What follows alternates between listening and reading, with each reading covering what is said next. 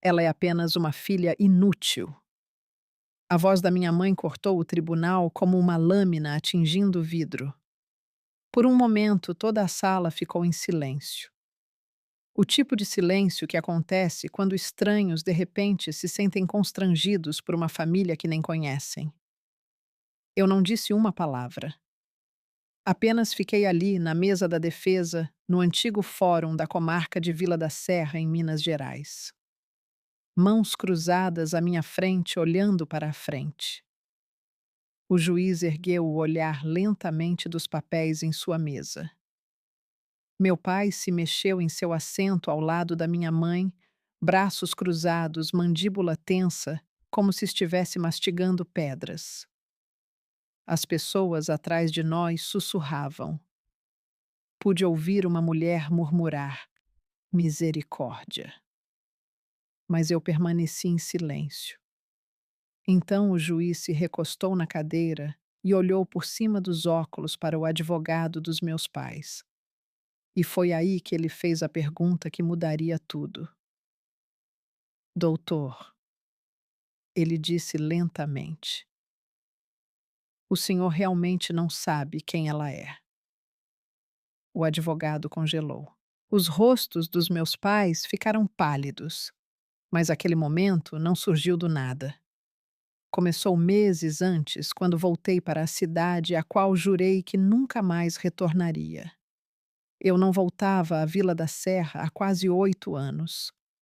Cidades pequenas têm um jeito de se lembrar de tudo sobre você enquanto fingem que nada mudou.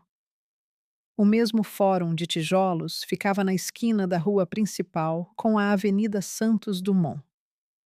A mesma lanchonete do outro lado da rua ainda tinha um letreiro de neon que zumbia fracamente na janela. E as mesmas pessoas sentavam-se nos mesmos bancos todas as manhãs, falando sobre o tempo política e sobre o neto de quem acabara de ser contratado na loja de ferragens. A única diferença era eu.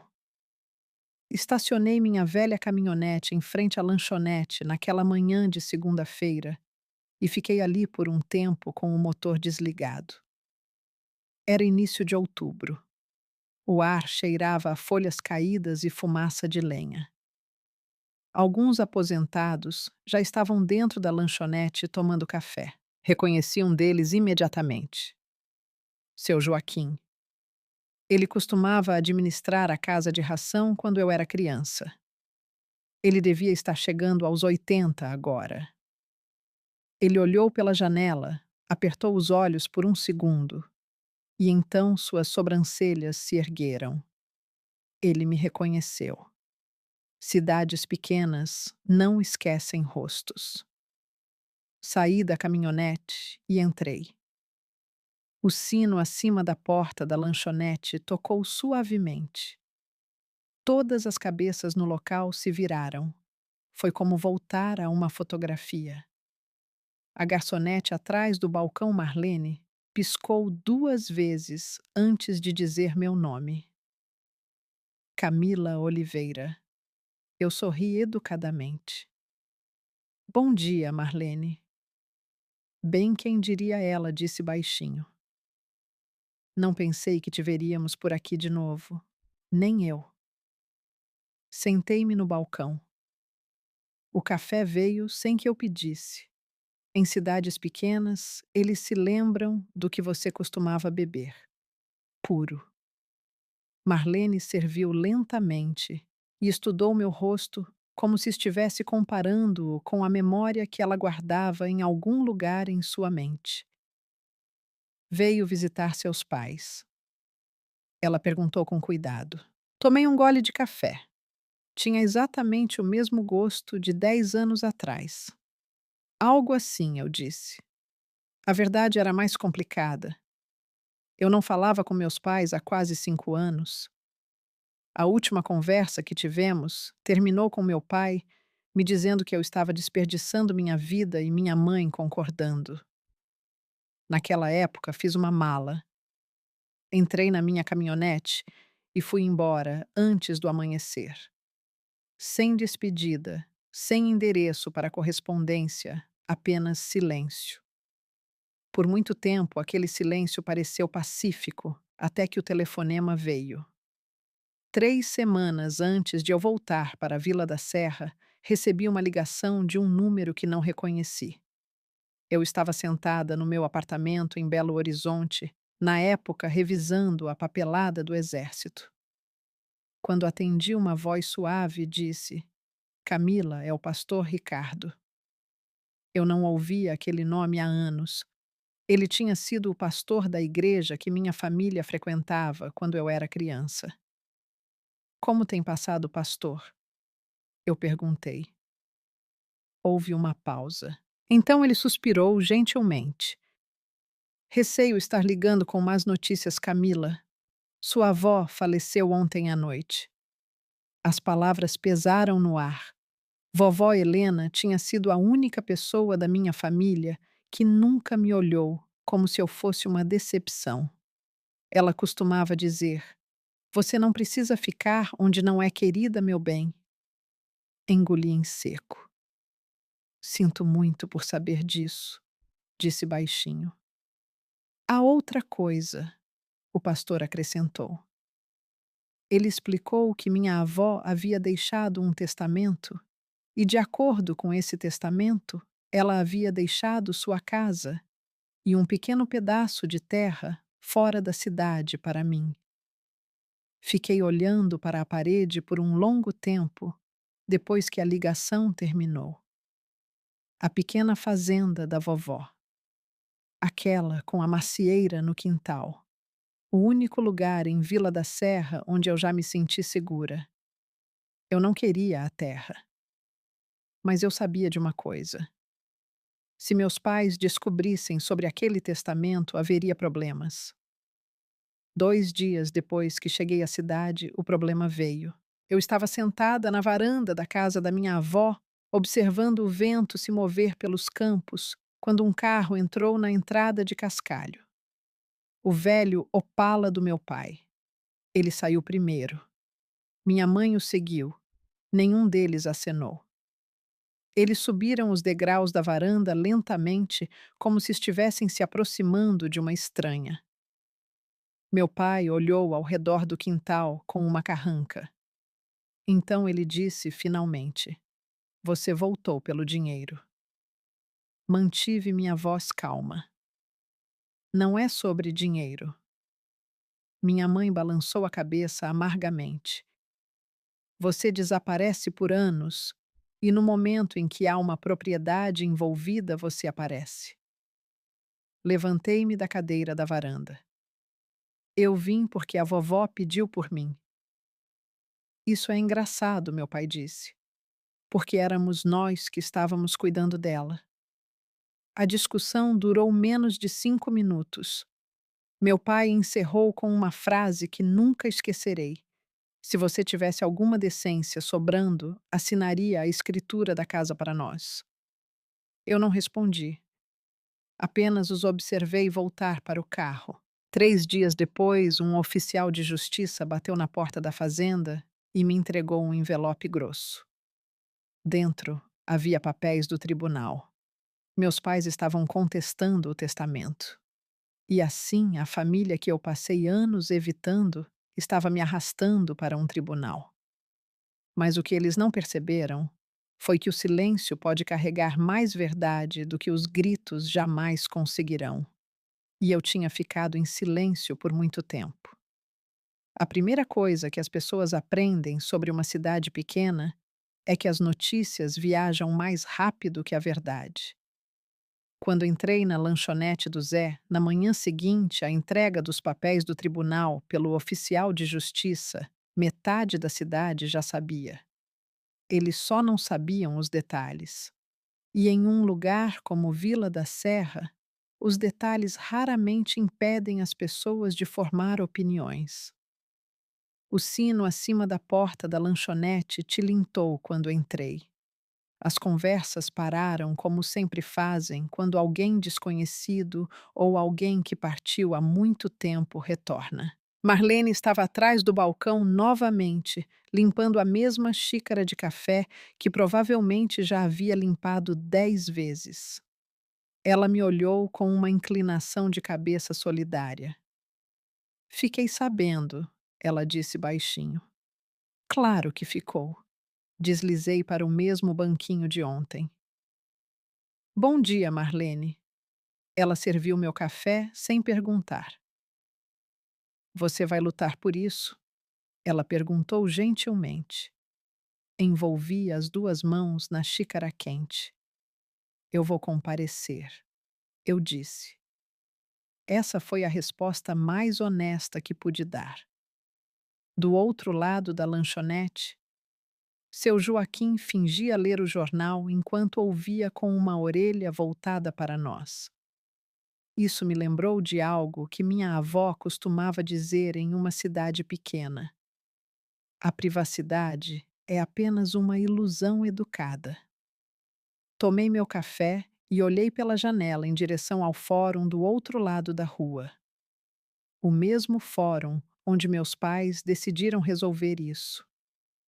Não em volta de uma mesa de cozinha, não, com um telefonema, mas na frente de um juiz e uma sala cheia de estranhos. Isso me disse tudo o que eu precisava saber sobre a profundidade da raiva deles. A data do julgamento foi marcada para 3 semanas depois.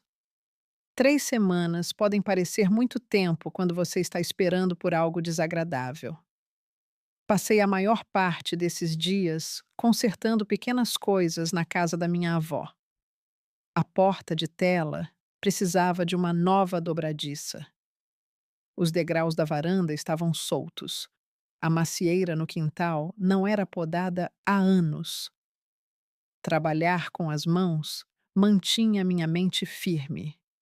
Também mantinha a fofoca da cidade a um nível administrável.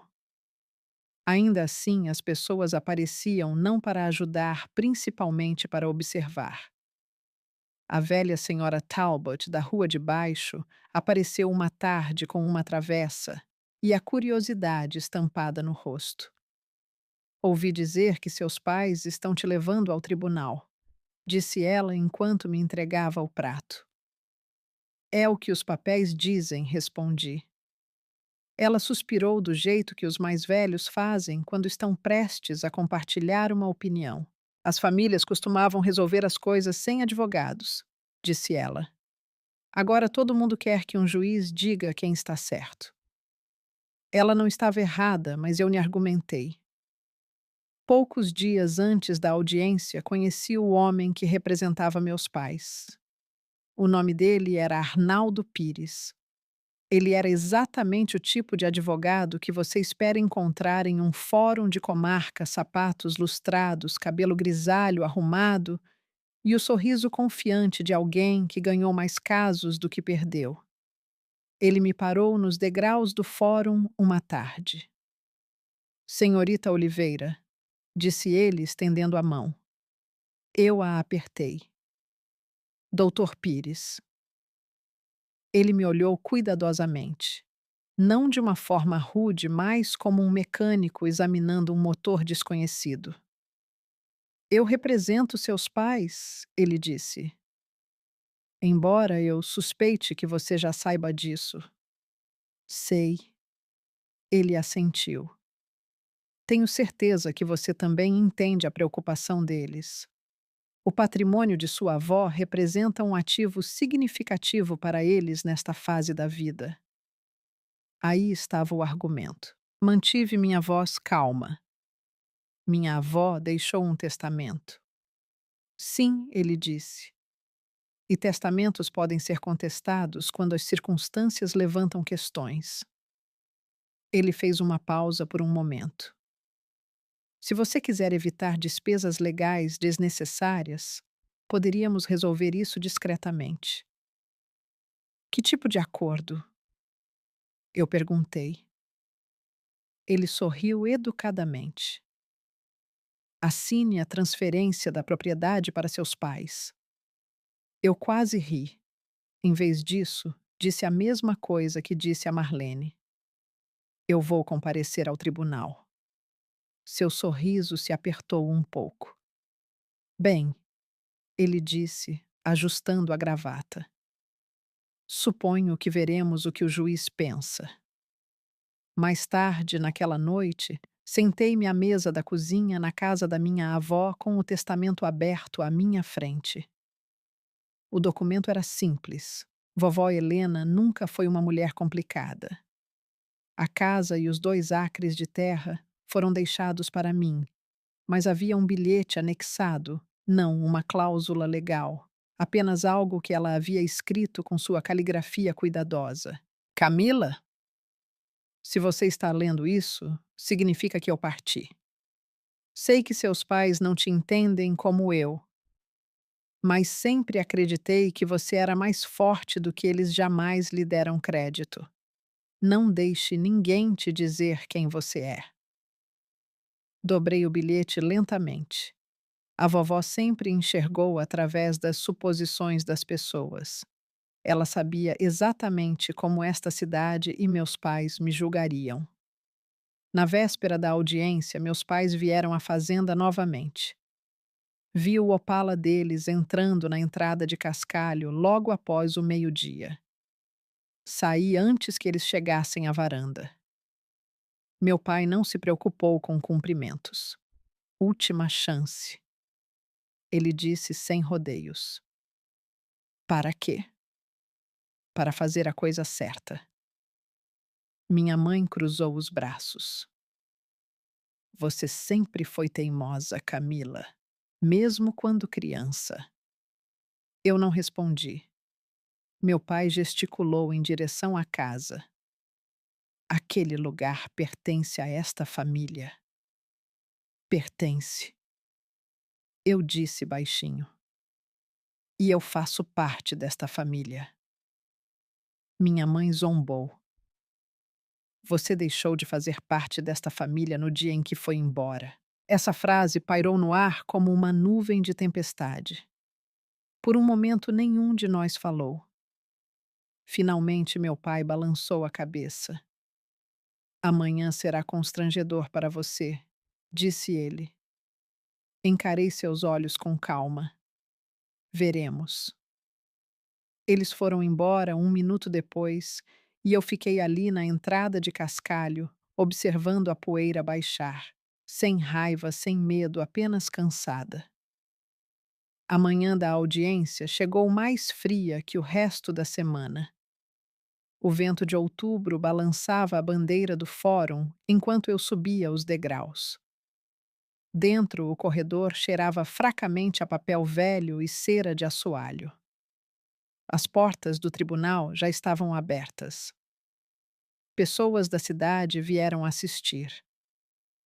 Não porque se importassem com a lei de propriedade, mas porque o drama familiar sempre foi o entretenimento mais popular em cidades pequenas.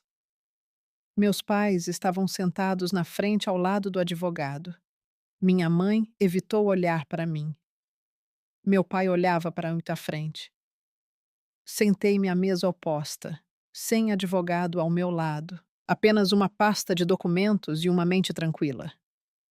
O Dr. Pires olhou para mim e ergueu as sobrancelhas. Você está se representando. Ele perguntou baixinho. Sim. Ele riu educadamente. Bem, isso é corajoso. Talvez ele achasse que era tolice. Talvez fosse. Mas eu aprendi algo ao longo dos anos. Quando a verdade é simples, nem sempre precisa de palavras sofisticadas. O oficial de justiça chamou a sala à ordem. O juiz entrou e o caso Oliveira contra Oliveira começou oficialmente. Nenhum de nós sabia ainda. Mas antes que aquele dia terminasse, todo o tribunal olharia para meus pais de uma forma muito diferente. O nome do juiz era Haroldo Nogueira, um homem magro de quase 70 anos, com cabelos prateados e o tipo de olhos cansados que você vê em pessoas que já ouviram todas as versões de conflitos humanos. Ele não parecia ansioso para ser o árbitro de ninguém. Parecia que preferiria estar em casa com uma xícara de café e uma varanda tranquila. Quando se sentou, ele não bateu o martelo nem fez um espetáculo.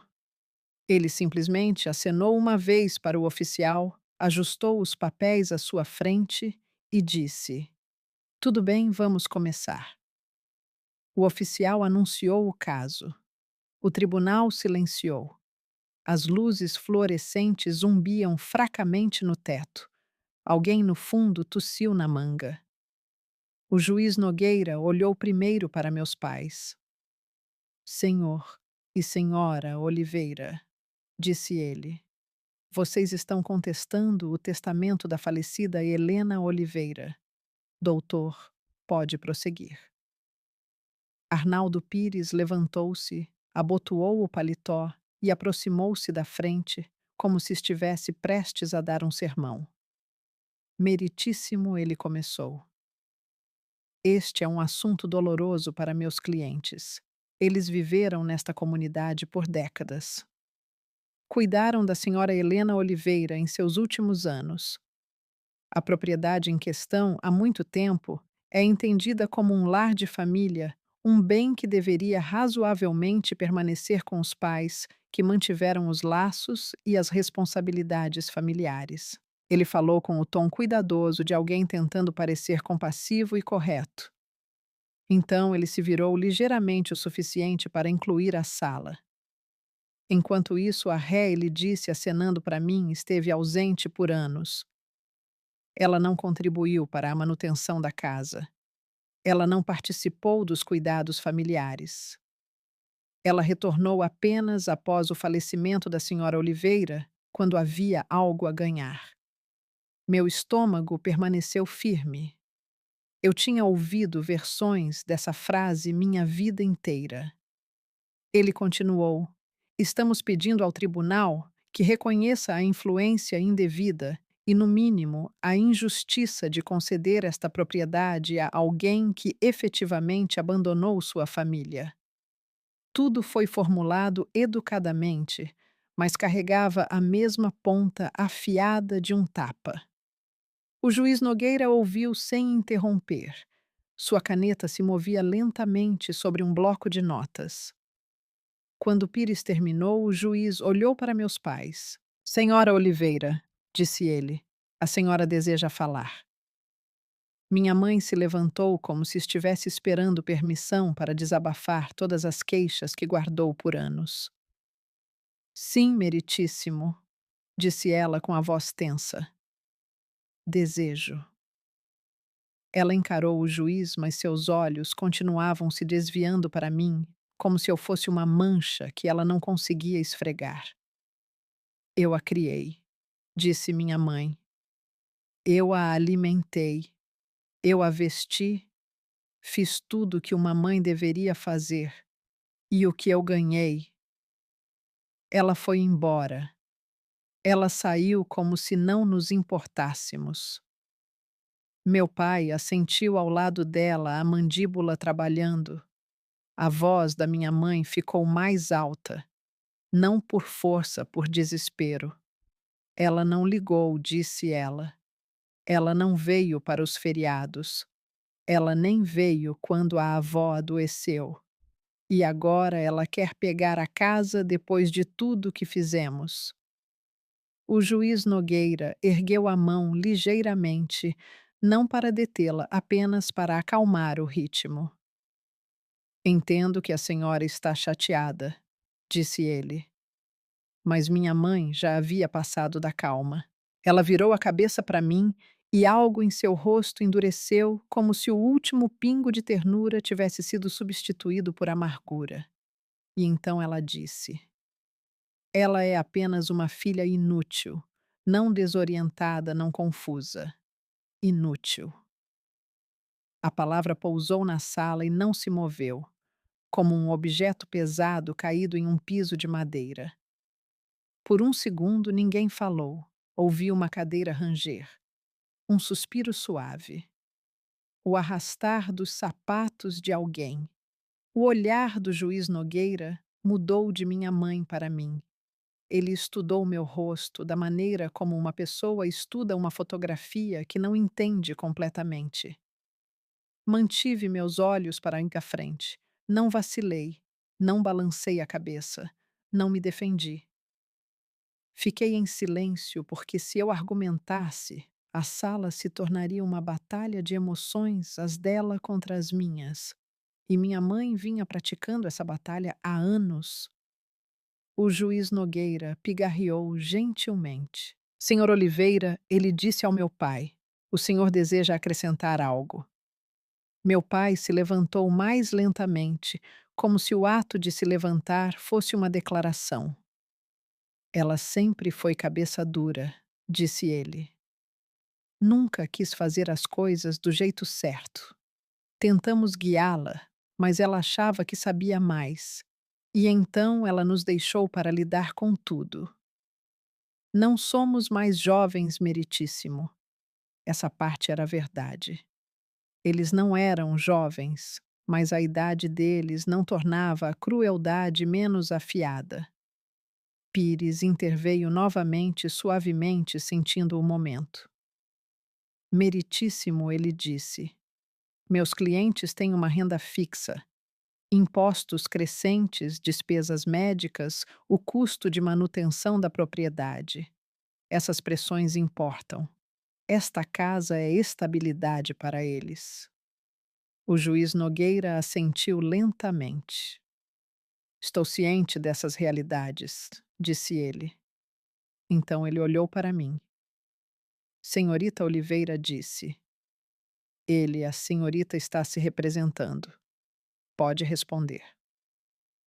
Todas as cabeças na sala se viraram para mim novamente. Eu me levantei. Minhas palmas estavam secas. Meu coração estava firme. Não porque eu não sentisse nada, mas porque aprendi a carregar o sentimento sem deixá-lo derramar por toda a parte. Sim, meritíssimo, eu disse. Não olhei para meus pais, olhei para o juiz. Minha avó escreveu seu testamento claramente, eu disse. Tenho uma cópia aqui. Também tenho documentação de nosso relacionamento e registros mostrando que mantive contato quando pude. Pires deu um pequeno sorriso duvidoso. Em contato, ele ecoou suavemente como se fosse uma piada.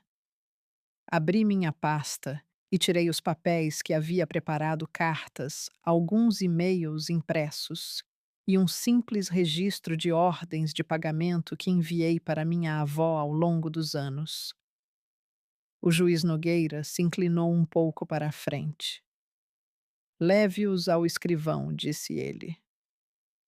Levei os papéis, entreguei-os e voltei ao meu lugar. Não foi dramático, sem gritos, sem discurso sobre como eu era incompreendida. Apenas papel e verdade. O juiz Nogueira começou a ler os documentos, seus olhos se movendo cuidadosamente.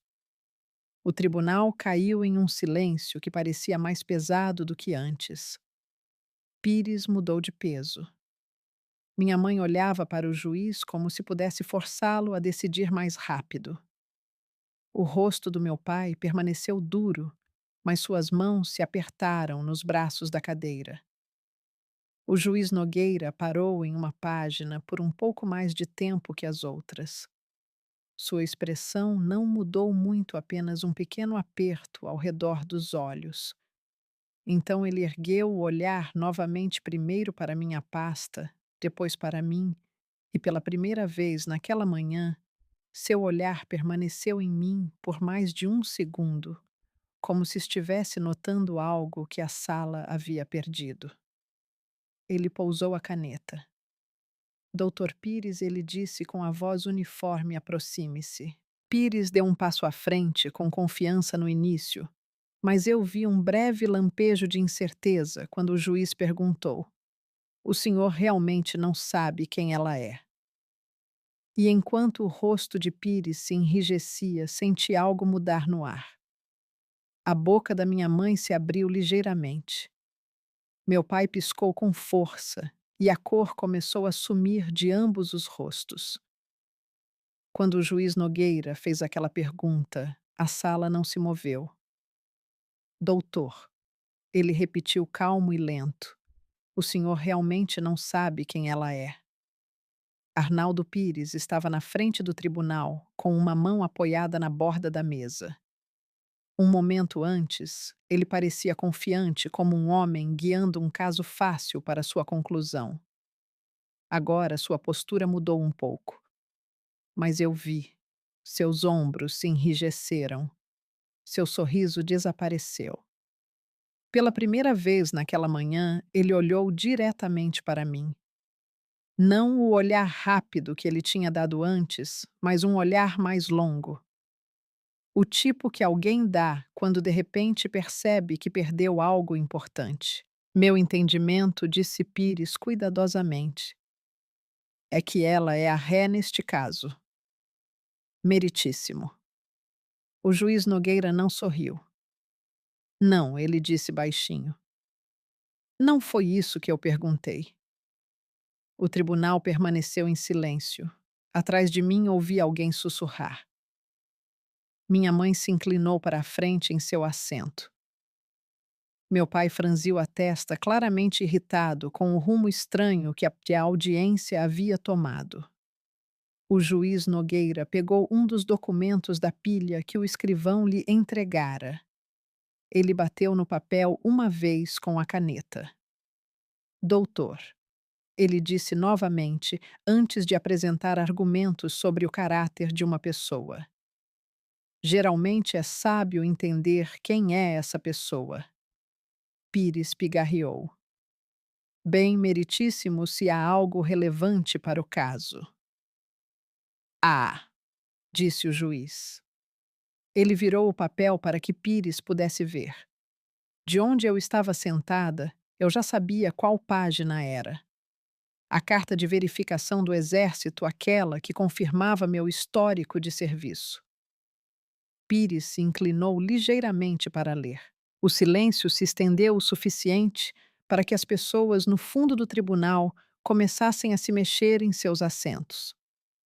Então os olhos de Pires se arregalaram. Só um pouco, mas o suficiente. Ele se endireitou lentamente. Eu não estava ciente, disse ele. O juiz Nogueira olhou para ele por cima da armação dos óculos. Isso está claro. Minha mãe parecia confusa. Meritíssimo, disse ela bruscamente. O que isso tem a ver com qualquer coisa? O juiz lhe respondeu imediatamente. Em vez disso, ele voltou sua atenção para a sala. Então ele disse algo simples. A senhora Oliveira serviu por 8 anos no Corpo de Fuzileiros Navais do Brasil. As palavras pairaram no ar como o eco de um sino. Por um momento, ninguém falou. Em uma pequena cidade brasileira, especialmente uma cheia de aposentados e veteranos, essas palavras tinham peso. Você podia senti-las se moverem pela sala. Um homem, no fundo, se endireitou na cadeira. Outro senhor mais velho tirou o chapéu. Meu pai piscou. A boca da minha mãe caiu ligeiramente. Ela o quê? Disse ela. O juiz Nogueira continuou seu tom firme. De acordo com a documentação fornecida à senhorita Oliveira, serviu em múltiplas missões no exterior e recebeu várias condecorações durante seu serviço. Ele pousou o papel novamente. Eu normalmente não comento sobre assuntos pessoais em uma disputa de inventário, ele acrescentou. Mas quando o caráter de alguém está sendo questionado publicamente, o contexto importa. O tribunal permaneceu quieto. Meus pais me encararam como se estivessem olhando para uma estranha. E, de certa forma, eles estavam porque nunca haviam perguntado. Nenhuma vez, em 8 anos. Meu pai se inclinou para a frente lentamente. Você estava nos fuzileiros navais? Ele perguntou. Sua voz soava incerta, não zangada, apenas confusa.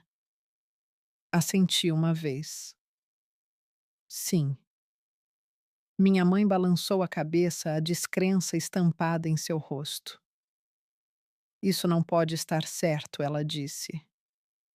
Você nunca nos contou isso. Mantive minha voz calma. Vocês nunca perguntaram. Essas 3 palavras pareceram atingir mais forte do que qualquer outra coisa dita naquela manhã. Minha mãe recostou-se na cadeira. Meu pai esfregou a mandíbula. O advogado Pires pigarreou novamente, tentando recuperar o controle da sala. Meritíssimo, disse ele, embora o serviço militar seja admirável. Não vejo como isso muda a questão do patrimônio. O juiz Nogueira assentiu ligeiramente. O senhor está correto, disse ele. O serviço por si só não determina a herança. Ele fez uma pausa, mas desafia a narrativa de que a senhorita Oliveira é. Qual foi a frase usada anteriormente? Seus olhos se moveram em direção à minha mãe. Uma filha inútil. O rosto da minha mãe ficou vermelho. Eu não quis dizer que o juiz levantou a mão gentilmente. Este tribunal não está aqui para arbitrar insultos familiares, disse ele. Ele olhou para os documentos novamente. No entanto, ele continuou. Está claro que o quadro apresentado anteriormente estava incompleto. Pires mudou de peso. Meus clientes não tinham conhecimento desta informação, disse ele rapidamente. Esse é precisamente o ponto, respondeu o juiz. Ele olhou para mim novamente. Senhorita Oliveira, disse ele, por que isso não foi mencionado antes? Pensei sobre essa pergunta por um momento. A resposta era simples. Porque eu não achei que importasse. Eu disse. E não importava. Eu não tinha voltado para a Vila da Serra para impressionar ninguém.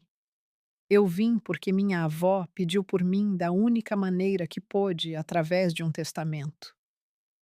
O juiz me estudou em silêncio. Então ele assentiu uma vez. Justo.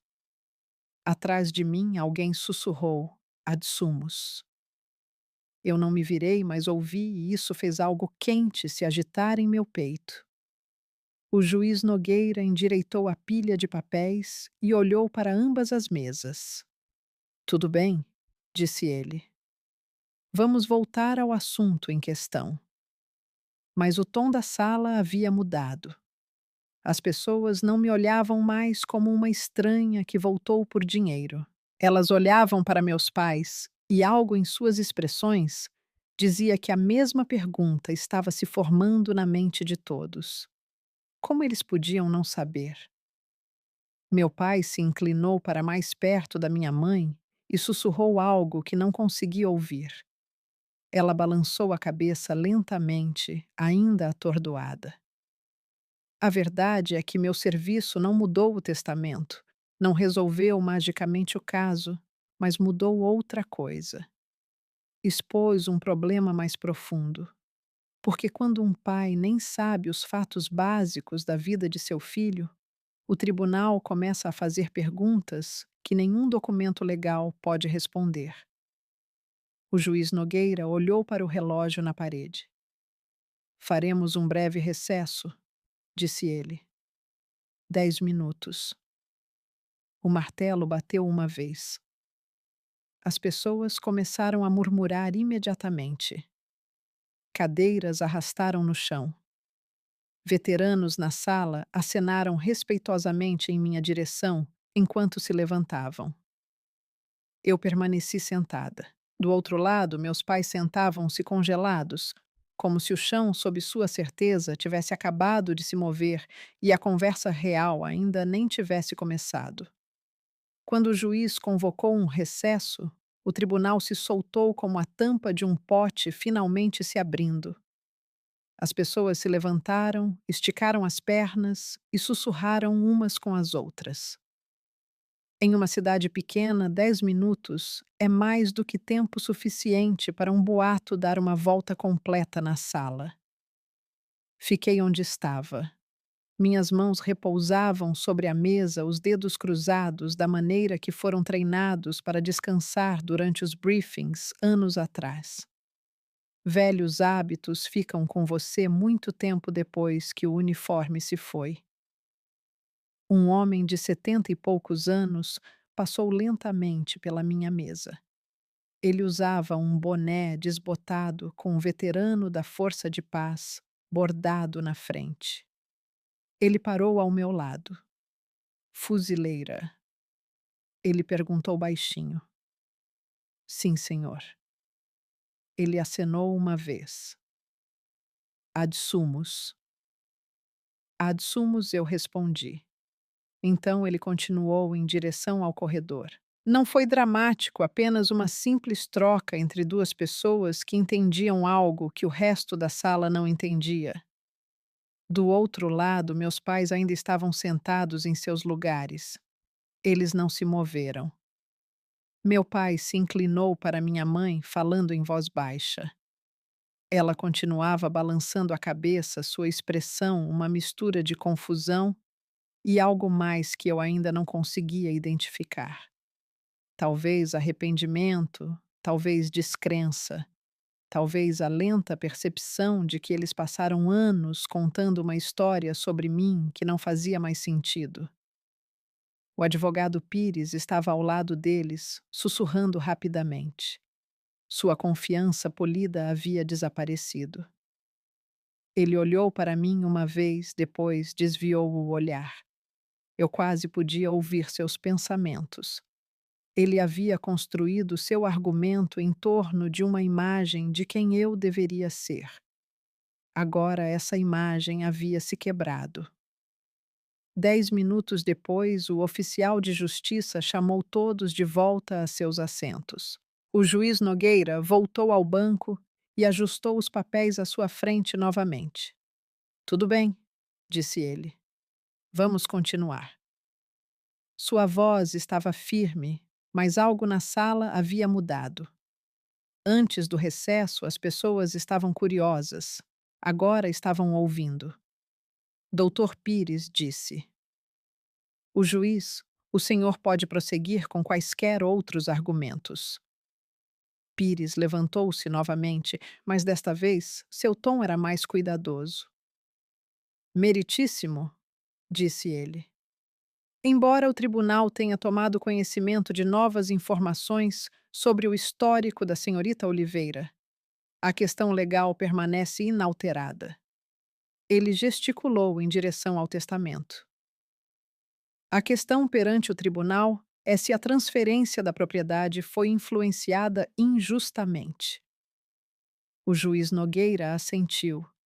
E sua evidência para essa alegação? Pires hesitou. Bem, meus clientes acreditam que o juiz interrompeu gentilmente não é evidência. A sala ficou em silêncio novamente. Pires ajustou a gravata. Nesse caso, meritíssimo, eu pediria ao tribunal que considerasse as circunstâncias mais amplas do relacionamento familiar. O juiz se virou para mim. Senhorita Oliveira disse: Ele, a senhorita, gostaria de se dirigir ao tribunal antes que eu revise os documentos finais. Levantei-me novamente. Minha cadeira deslizou suavemente contra o chão. Pela primeira vez naquela manhã, olhei para meus pais. Eles pareciam menores do que eu lembrava. Não fisicamente, mas em certeza. Minha avó e eu conversávamos com frequência, eu disse calmamente. Não toda semana, mas quando podíamos. Minha mãe zombou. Isso não é verdade. Eu não reagi. Eu enviava cartas para ela. Continuei. Às vezes, dinheiro quando ela precisava de ajuda com mantimentos ou reparos. O juiz folheou os documentos novamente. Vejo várias ordens de pagamento aqui, disse ele. Meu pai franziu a testa. Ela nunca nos contou sobre isso. Encarei seus olhos brevemente. Ela me pediu para não contar. A voz da minha mãe se elevou. Por que ela faria isso? Respondi honestamente. Porque ela não queria que vocês pensassem que eu estava tentando provar algo. O juiz recostou-se um pouco. E por que ela deixou a casa para você? Ele perguntou. Pensei sobre essa pergunta com cuidado. A resposta não era legal. Era pessoal. Porque ela acreditava que eu cuidaria dela, eu disse. Pires cruzou os braços. Meritíssimo com respeito, declarações emocionais não determinam a lei estadual. Isso está correto, disse o juiz Nogueira. Ele olhou para o testamento novamente, e é por isso que olhamos para a intenção escrita. Ele bateu em uma página gentilmente. O testamento é claro. Ele fez uma pausa longa o suficiente para que todos no tribunal se inclinassem ligeiramente para a frente. Helena Oliveira deixou a propriedade para sua neta Camila Oliveira. Minha mãe se levantou abruptamente. Isso não é justo, disse ela. O oficial de justiça deu um passo à frente. Senhora, o juiz Nogueira ergueu a mão. Senhora Oliveira, disse ele calmamente. Eu entendo que isso é difícil. Mas está errado, ela insistiu. Fomos nós que estivemos lá todos os dias. O juiz assentiu. Isso pode ser verdade, disse ele. Mas a presença por si só não anula um testamento escrito. Meu pai levantou-se ao lado dela. Então é isso, disse ele. Ela simplesmente leva. O juiz olhou para ambos por um longo momento. Então ele disse algo inesperado. Este caso não é realmente sobre a casa, é. Ninguém respondeu. Ele continuou. É sobre anos de ressentimento que finalmente chegaram a um tribunal. A sala permaneceu em silêncio. O juiz Nogueira olhou para mim depois de volta para meus pais. A filha de vocês serviu a este país por 8 anos, disse ele. Ela voltou para a cidade silenciosamente e não os insultou neste tribunal. Ele cruzou as mãos. Isso diz algo sobre o caráter. Meus pais não responderam, apenas olharam para o chão. O juiz continuou. O tribunal manterá o testamento como escrito. O martelo bateu uma vez. A propriedade pertence à senhorita Oliveira. Isso deveria ter parecido uma vitória, mas não pareceu. Não realmente, porque a vingança nem sempre é barulhenta. Às vezes é silenciosa. Às vezes é simplesmente ficar parado enquanto a verdade alcança as pessoas. Enquanto o tribunal começava a se esvaziar, juntei meus papéis lentamente. Do outro lado, meus pais permaneceram sentados.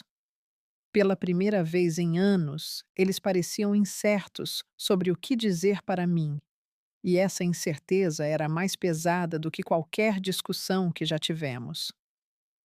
Quando o tribunal se esvaziou, o barulho não desapareceu de uma vez. Desvaneceu-se lentamente. As pessoas se arrastaram em direção ao corredor. Cadeiras arranharam o piso de madeira. Algumas vozes murmuraram despedidas educadas ao juiz. Fiquei onde estava por um momento, deixando a sala se acalmar. Do outro lado, meus pais ainda estavam sentados à mesa. Minha mãe olhava para o chão. As mãos do meu pai estavam firmemente cruzadas, como se estivesse tentando impedi-las de tremer. O advogado deles, Arnaldo Pires, inclinou-se e disse algo baixinho para eles. Não consegui ouvir as palavras, mas pude dizer por sua expressão que a confiança que ele havia demonstrado mais cedo naquela manhã havia desaparecido. Ele deu um tapinha desajeitado no ombro do meu pai e saiu da sala. E assim éramos nós três. Sem advogados, sem juiz, apenas uma família que não sabia como conversar um com o outro por anos. Juntei minha pasta e me levantei. O instinto de sair era forte. Foi o que eu fiz da última vez que as coisas desmoronaram entre nós. Eu fui embora antes que alguém pudesse dizer algo que não pudesse ser retirado. Mas algo no silêncio daquela sala me segurou ali. Meu pai olhou para cima primeiro. Sua voz soava áspera quando falou. Você estava mesmo nos fuzileiros navais a sentir. Sim, ele me encarou por um longo momento, como se estivesse tentando medir a distância entre a filha que ele lembrava e a pessoa parada à sua frente agora. 8 anos, ele perguntou. Sim. Minha mãe finalmente levantou a cabeça. Você nunca nos contou isso? Ela disse novamente. Mas desta vez sua voz não carregava a mesma acusação. Soava menor, cansada. Vocês nunca perguntaram, respondi gentilmente. As palavras não tinham a intenção de ferir, eram simplesmente a verdade. Meu pai esfregou a nuca, um hábito que ele tinha desde que eu era criança, sempre que não sabia o que dizer.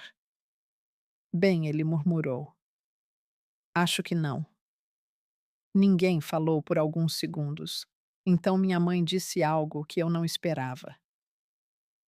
Você acho que eu esteve de foi o pior do eterno. Assenti novamente algumas vezes. Seus olhos se arregalaram ligeiramente e nós nem sabíamos. Essa percepção pareceu se assentar sobre ambos ao mesmo tempo. Anos se passaram. Eventos aconteceram, perigo, distância, missões, e eles não sabiam de nada. Não porque eu escondi, mas porque paramos de conversar muito antes desses anos começarem. Meu pai levantou-se lentamente. Por um momento pensei que ele poderia dizer algo defensivo. Em vez disso, ele olhou ao redor do tribunal vazio e suspirou. Tudo isso foi um erro, disse ele baixinho. Minha mãe se virou para ele. O que você quer dizer? Ele gesticulou em direção à porta por onde o juiz havia saído. Arrastar nossa filha para o tribunal por causa de uma casa, ele disse.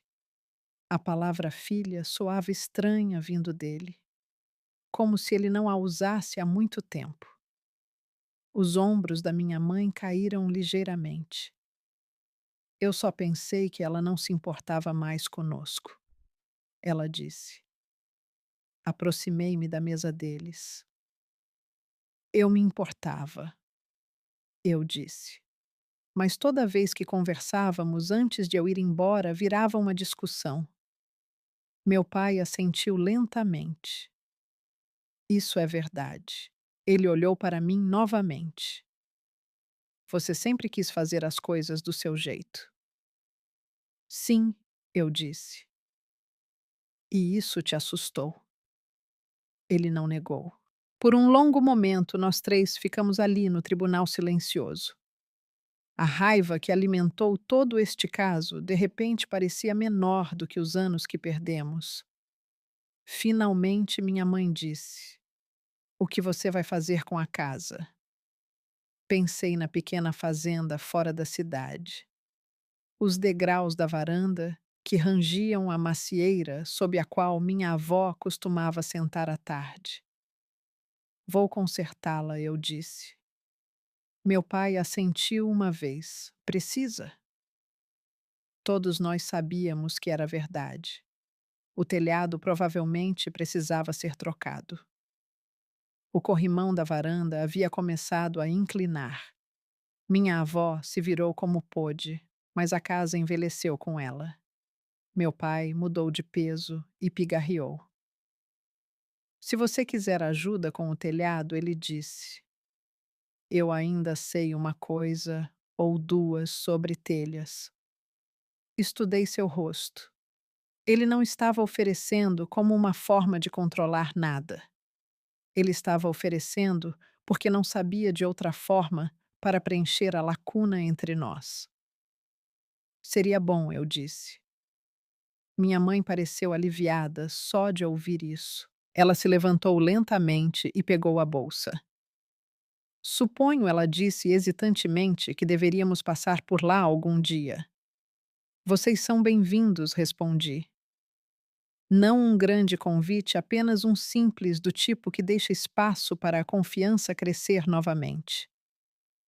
Saímos do fórum juntos.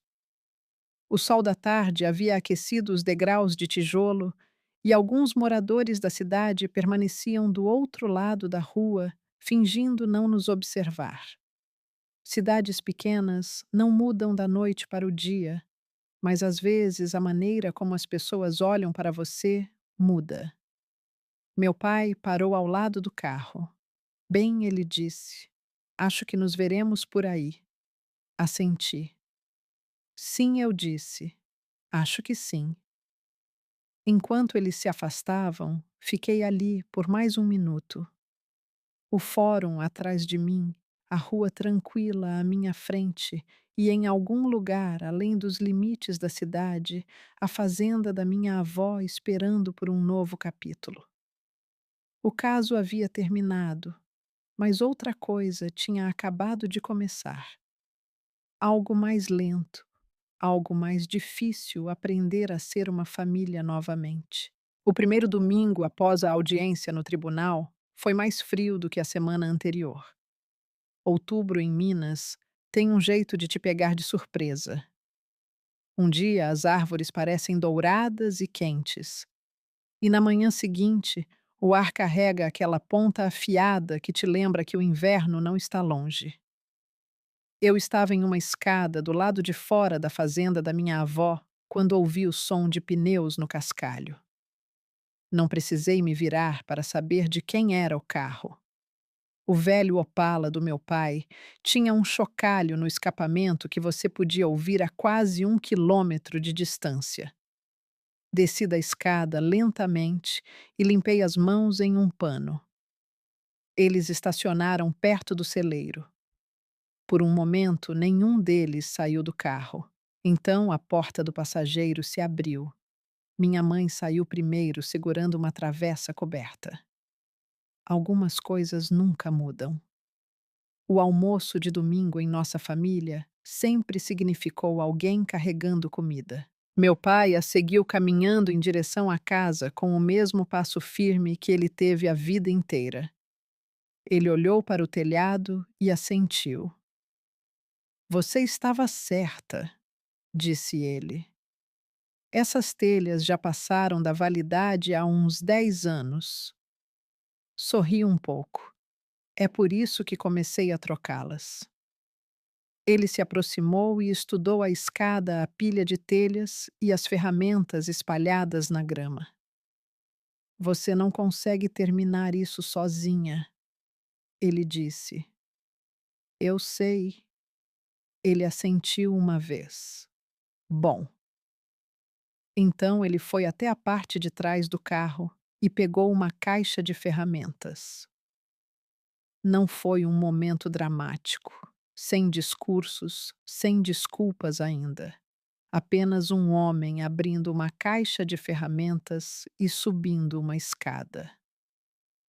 Minha mãe ficou no quintal nos observando por um minuto antes de subir os degraus da varanda. Vou colocar isso na cozinha, ela disse baixinho. A porta de tela rangeu do mesmo jeito de sempre. Dentro daquela casa, o chão ainda carregava o rangido suave dos passos da minha avó. O cheiro de café e canela saiu alguns minutos depois.